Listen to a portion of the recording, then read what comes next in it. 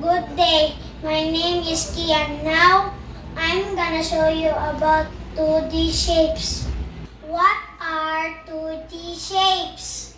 2D shapes are flat shapes. They have length and width, but no thickness. The common 2D shapes are circle, triangle, square, rectangle. So first is circle. Circle has no sides and no corner.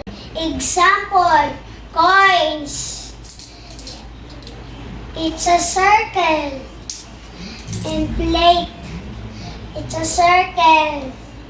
The second is triangle. Has 3 sides, 3 corners. Example, pizza slice and roof. The next is square. Has 4 sides, 4 corners. Example, window and tiles. The last is rectangle. Has 4 sides and 4 corners. Example, record book and door. 2D square is important to recognize patterns, solve problem, and develop early math skill. That's all for today.